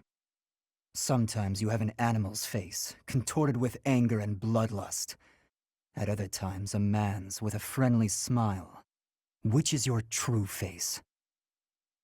Do not waste your breath on questions with such obvious answers. They are both the real me. My father, my friends, Glenn.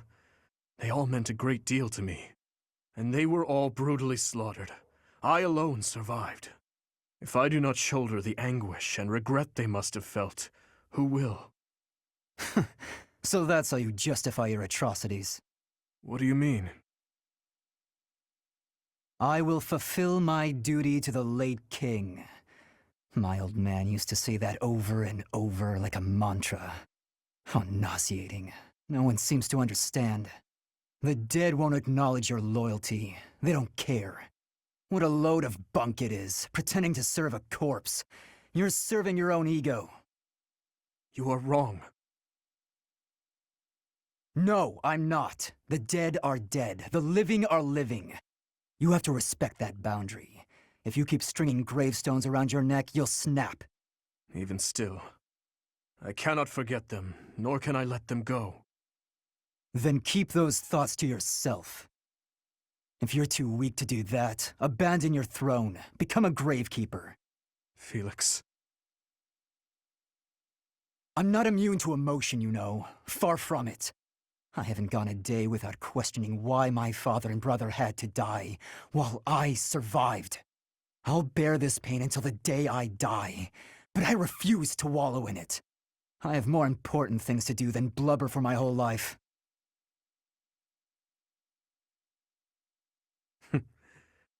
You know, Felix, you really are growing more and more like your brother. Always so sarcastic and constantly looking for a fight. But deep inside, more than anyone, you... What are you getting at? Oh, it's nothing. But allow me to thank you. Your perspective has opened my eyes. Not my intention. I couldn't stand the pathetic look on your face, that's all. I see. If you say so, then we will leave it at that.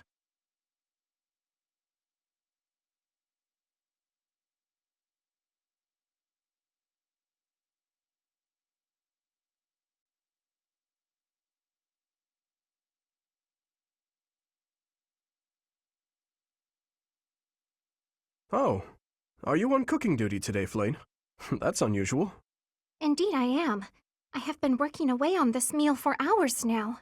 The only thing is, each time it is my turn to tend to the meals, those in the dining hall seem to miraculously become very busy and evacuate the premises. I make the food, but nobody is ever here to eat it. I do not understand what the issue is. It is such a waste. Well, you're in luck. I've just finished training and am positively ravenous. If you don't mind, I'd love to sample your cooking. Really? I mean, yes, please, have some. It is not perfect, but I am certain it will taste quite nice all the same. I'm sure it will be great. Thank you, Flayn. There were a few suspiciously crunchy bits here and there, but other than that, it was fine. You liked it? Wow, nobody has ever liked anything I've cooked. If I cannot get anyone else to eat this meal, though, it is going to spoil and go to waste. It is no secret to me that I am not very good at cooking. Say, Flayn, may I have a second helping? You actually want more? Of course. I wouldn't want it to go to waste after all the effort you put in. This kind of mishap can happen to anyone, you know? Don't let it get you down. Besides, I can tell you put a lot of love and dedication into preparing this food for everyone. That alone makes it taste good. There is no need for false flattery. I speak nothing short of the truth, always. It was delicious, and I look forward to eating it again sometime. I'll agree there is no need to make enough for everyone, though. If you like, you could just cook enough for me. Perhaps. I hope you enjoy the rest of the meal.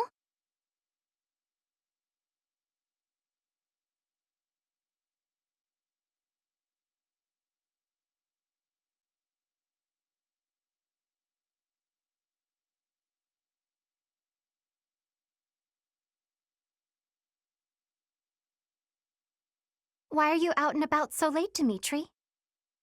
Hello, Flayn. I could ask you the same thing. Me?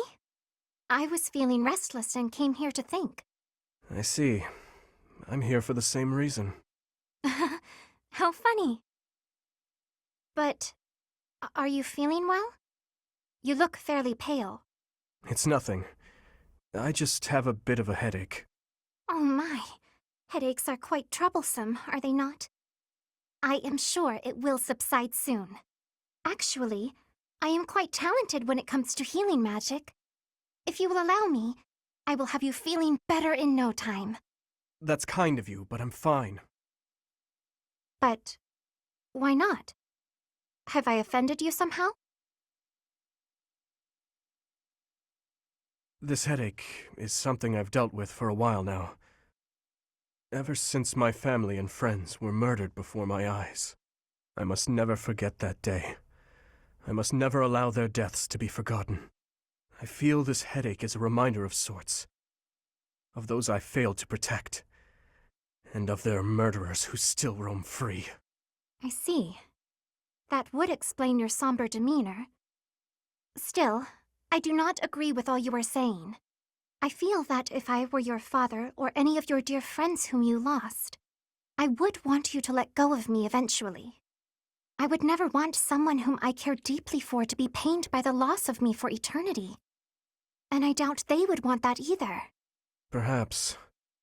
Unfortunately, they have left this world, so I can no longer ask their preference. We cannot ask them directly, but we can imagine how they might have felt. You know who they were as people. As for me, if I am ever to be but a memory in your future, I want you to remember me in a way that brings you joy. I would want you to smile when you recalled me, to feel warmed by the notion that I cherished your company. I cannot imagine I am the only one who feels this way. Surely anyone who loved another would wish only for their peace and happiness. I must apologize. I was out of line, clearly. I must get some rest now. Please do not stay up too late yourself. Good night, Flayn. And thank you.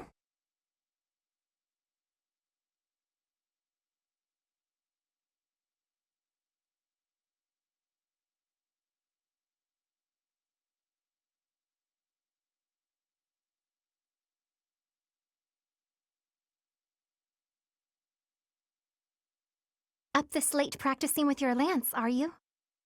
And what about you? Have you got something on your mind again? You really should go to bed. It is chilly out, and you could catch cold.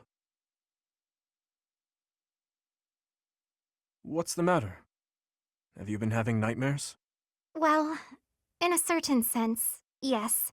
Can you spare a moment? Of course. Thank you. I want to apologize to you. When last we spoke, I mishandled the situation. Your words that night touched me deeply. It felt as though I had been punched in the gut. But more importantly, I think I owe you an apology. I lied to you. You did? Do you recall when I ate that meal you cooked and I told you it was delicious? The truth is that no matter what I eat, I can scarcely taste it. I have not had my sense of taste for 9 years now. My cooking certainly is not something people often compliment me on. I am sorry. When I said the food was good, I was just saying what I thought you would want to hear. An apology is not necessary. You were only trying to be kind, after all. In the end, I am not sure it was kind. Just the same, it was nice to hear. Oh, hey! I have an idea! What if you sampled some really pungent food? Or something extremely spicy? Maybe that would... Flayn. Yes? I like your cooking. I cannot taste it properly, but in my book, it is truly delicious. No need for the flattery. Anyhow, maybe someday you will get your taste back. I hope then you will be able to compliment me sincerely about my cooking.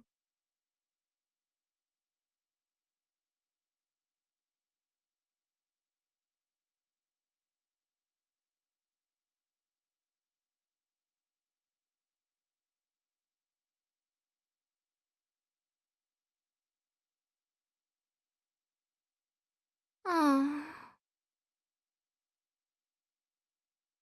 Flayn? What is the matter? Is something weighing on your mind again? It is freezing out here. You should be bundled up in your warm bed. Listen, Dimitri. The truth is, I am afraid of sleeping. Afraid of it? Why? I am afraid that when I close my eyes, I shall fall into a very deep sleep. One from which I cannot wake up.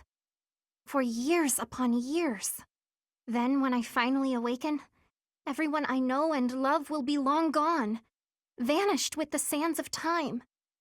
I am sure it seems silly, but try as I might, I cannot shake this fear. I cannot quite grasp what you are describing, but I can promise you one thing. No matter how many years go by, I will always remember you. I appreciate the sentiment. Even so, one day... Listen carefully, Flayn. There is something I have been wanting to tell you. Oh? What is that? You know that dish you made the other day? It was so sweet, it made my tongue go numb. I am not so sure that is a good thing. Well, I could only really taste the first bite, so I may have been imagining it. But still, I was so happy. That moment will always put a smile on my face whenever I remember it. I could never forget you, Flayn. I promise. Besides, we have fought side by side. We are friends. I am sure all of the others would say the same. Is something the matter? You really do not pick up on subtle cues, do you? Cues? Well, it is all a part of your charm, I suppose. With you here, I finally feel I can sleep without having to worry at all. Hey, wait! I did not mean for you to fall asleep right here. Someday you appreciate food. Flayn, she is hopeless.